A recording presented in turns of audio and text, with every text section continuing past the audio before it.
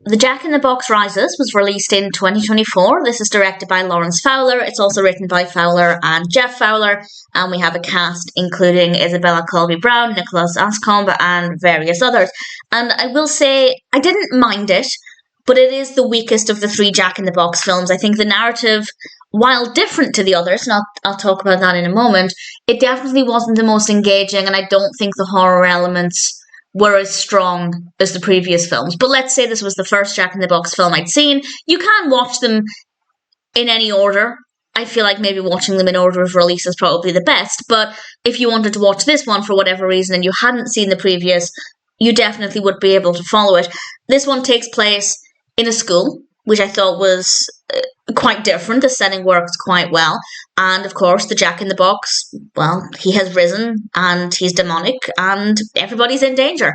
And in general, I don't hate the narrative. I don't think it's poorly written. I don't think that there's no substance. I just didn't find it to be as fascinating as the others.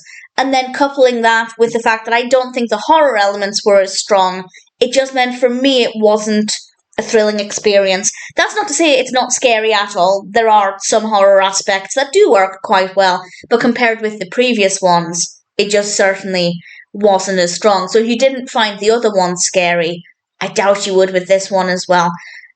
I like Raven. Raven is a really great character. The rest of the characters are fine, but Raven was certainly very interesting. She's played by Isabella Colby Browne, and even when we had scenes that were maybe not the most fascinating in terms of what was happening, if Raven was in them, I was generally relatively happy. Something that I really didn't like, though, is a lot of the lighting. A lot of this is very dimly lit, and something I've mentioned so many times, I'm sure I'll mention more, is that horror films, not all, but a lot of horror films have this habit of thinking that if we just turn the lights down and make it dimly lit, it'll make it spooky and eerie. And yes, that can happen occasionally. But, as is the case here, it just doesn't add anything, and it just makes me squint to try and see what's happening. Again, not every scene, not all of it, but a lot of it, so the lighting could have been significantly better. And I don't remember that being an issue with the previous two films. I could be wrong, I could be misremembering, but I don't remember that being the case, so it was an interesting choice.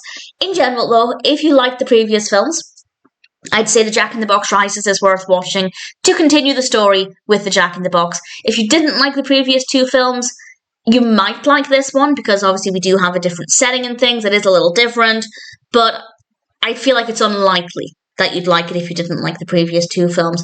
But if you're curious, check it out. I'm happy enough to recommend it. I didn't love it as much as the others, but the story worked well. There were some good horror elements. Raven as a character was great.